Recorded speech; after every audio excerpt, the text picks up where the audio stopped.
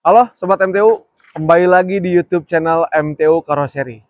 Hari ini kami akan mereview kembali salah satu unit produksi kami, namun ini khusus untuk di unit pertambangan. Penasaran unit apa itu? Mari kita saksikan.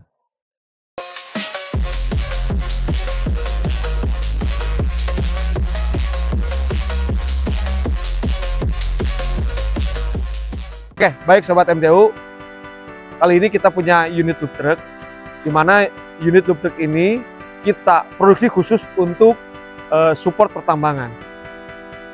Di loop truck ini kita memiliki 6 tangki penyimpanan oli menggunakan spek tebal material yaitu plat 6 mili. Ini saya rasa cukup kuat ya untuk muatan oli dengan plat 6 mili. Di loop truck ini ada 6 modul atau 6 tangki penyimpanan oli. Yang pertama itu ada coolant, yang kedua ada engine oil, dan yang ketiga ada hydraulic oil. Kemudian di sisi sampingnya ada final drive oil, transmission oil, dan yang terakhir ada waste oil. Ini semua berkapasitas 1000 liter. Jadi total mobil ini mengangkut beban sebanyak 6000 liter. Di luar sistem yang lain ya, Sobat MTU.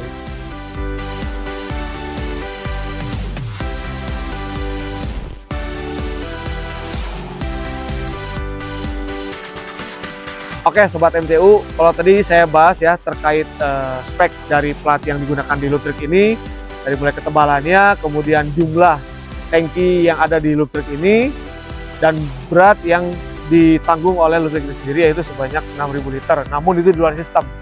Nah sekarang Sobat MTU mau lihat sistem yang digunakan di loop truck ini? Yuk kita lihat.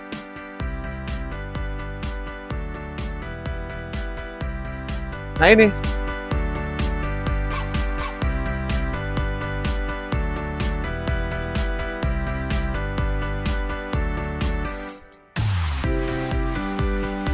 Oke Sobat MTU, kalau kita lihat loop truck ini memang bentuknya sederhana ya, hanya seperti tumpukan tangki yang disimpan di atas sasis truk.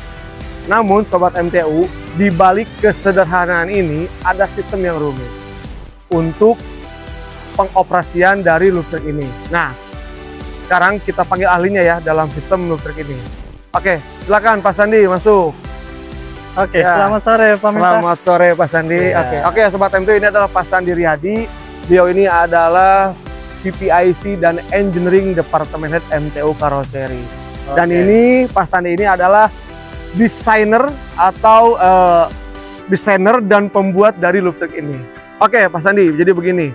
Ini saya tadi sudah menceritakan kepada Sobat MTU bahwasanya ini adalah loop truck. Secara bentuk memang sederhana Pak Sandi. Cuma Sobat MTU nih nggak tahu nih sistem yang dijalankan di loop truck ini seperti apa. Boleh jelaskan Pak Sandi? Oke, untuk Sobat MTU, mari kita mulai dari sistem yang akan menggerakkan seluruh unit loop truck tersebut ya. Jadi di sini kita menggunakan full pneumatik untuk proses pengerjaannya atau proses operasionalnya. Jadi kita menggunakan air compressor dengan kapasitas 10 horsepower.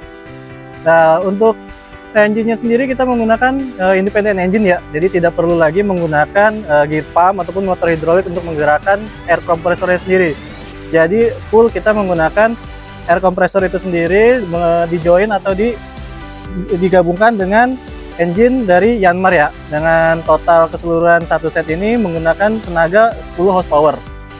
Dari air kompresor ini sendiri itu nanti akan digabungkan atau dialirkan ke dispension box yang ada di belakang. Jadi mari kita ke belakang untuk melihat sistem keseluruhannya.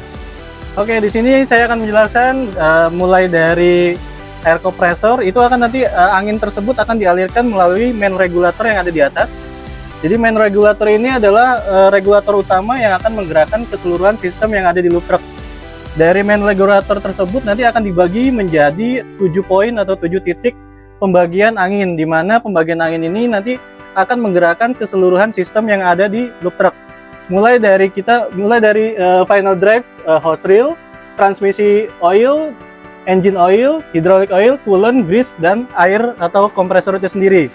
Jadi nanti di setiap masing-masing titik atau poin itu akan ada regulator mini, di mana regulator itu nanti untuk memfiltrasi atau menyaring pressure agar pressure tersebut tidak terlalu besar saat proses operasional. Di mana proses operasionalnya sendiri saat angin nanti masuk di dalam regulator itu akan menggerakkan diaphragma pump yang ada di bawah.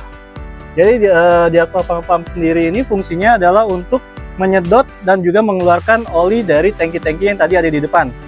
Jadi prosesnya itu adalah dari main regulator nanti akan masuk ke proses filtrasi pressure di mini regulator dan masuk ke diaphragma pump sebelum dialirkan melalui hose reel ke unit ataupun storage yang ada di site nanti.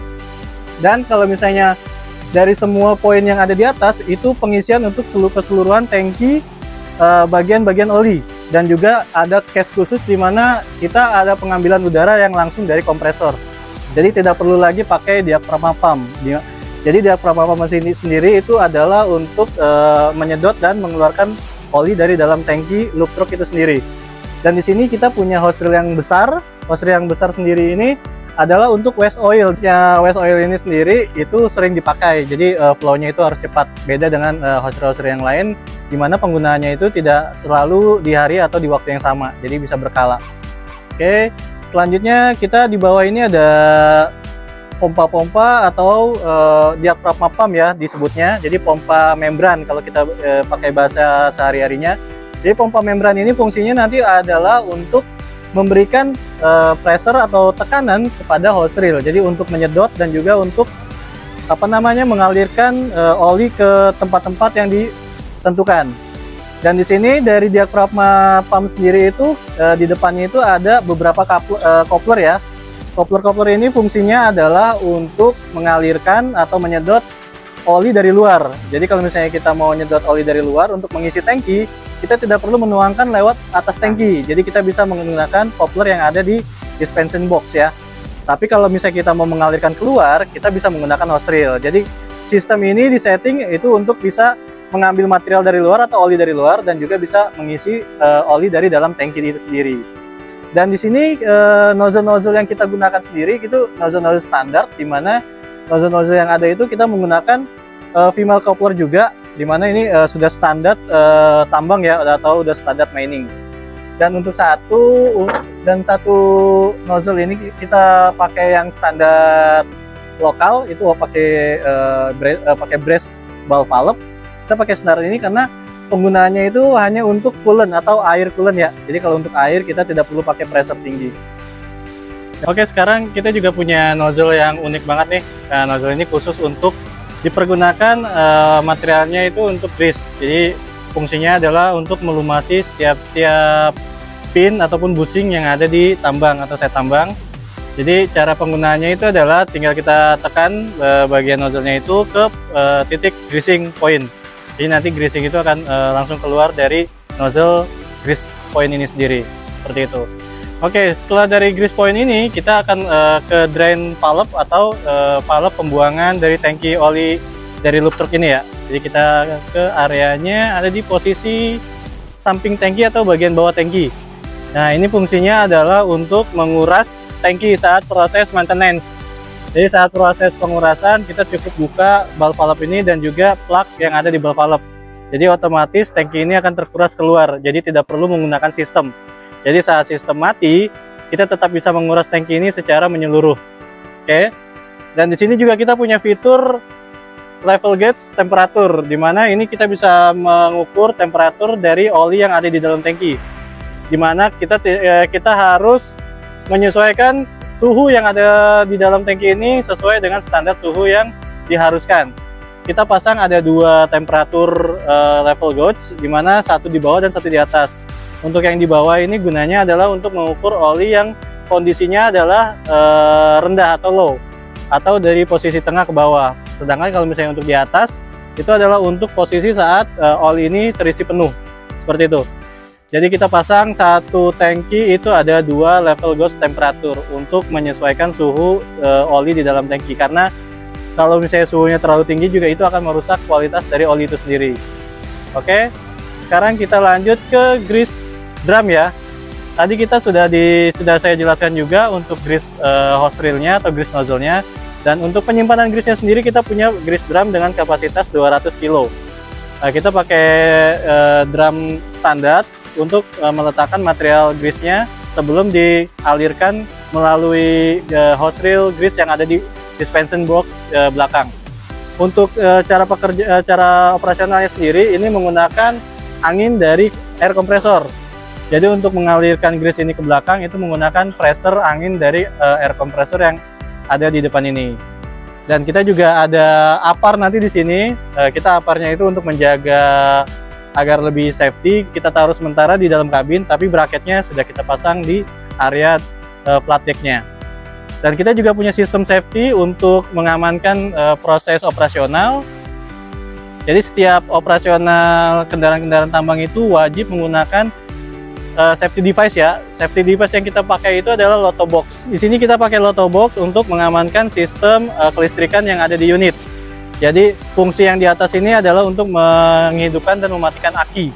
Jadi kalau misalnya kita mau menyalakan unit, kita harus posisikan Lotto Box ini di posisi on agar unit bisa hidup. Jika posisi di off, secara otomatis semua operasional electrical baik dari unit maupun dari sistem itu akan terhenti. Dan jika misalnya ada masalah atau trouble emergency, kita bisa langsung tekan tombol emergency yang ada di bawah. Dengan otomatis seluruh sistem yang ada di unit dan juga loop truck itu akan otomatis mati.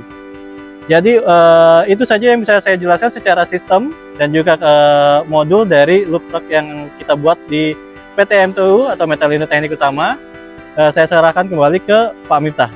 Oke, thank you Pak Sandi. Siap, sama-sama. Jadi gitu teman-teman ya, penjelasan dari Pak Sandi terkait operasional dari sistem loop truck ini sendiri.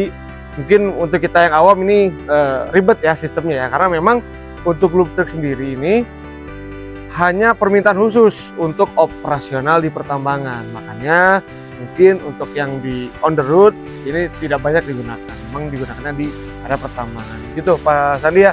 Oke, selanjutnya setelah dari sini Pak Sandi katanya punya yang spesial lagi nih dari sini. Ada apa itu? Kita nanti akan review lagi terkait untuk yang loop truck, tapi kita punya kapasitas yang lebih besar. Itu kapasitas 12.000 liter. Nanti saat unitnya sudah jadi, nanti akan saya ulas lagi terkait dengan sistemnya, karena kita punya sistem yang lebih baik, lebih maksimal lagi dari sistem yang sudah ada.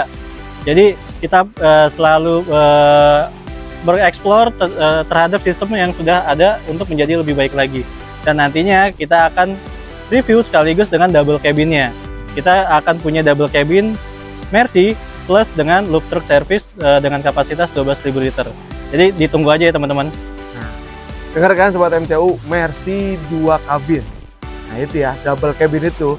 Jadi memang kan dari ATP-nya itu Mercy nggak ada double cabin, cuma kita buat nanti Mercy double cabin berikut dengan karosernya loop truck kapasitas 12.000 liter. 12.000. Penasaran teman-teman? Makanya terus saksikan channel YouTube MTO Karoseri, tapi jangan lupa like, comment, and subscribe YouTube channel MTO Karoseri. Terima kasih Pak Sandi atas waktunya. Mohon maaf ganggunya. Sampai ketemu di ulasan berikutnya ya. Siap, ditunggu ya teman-teman, ditunggu ya ulasan berikutnya. Oke, baik, bye.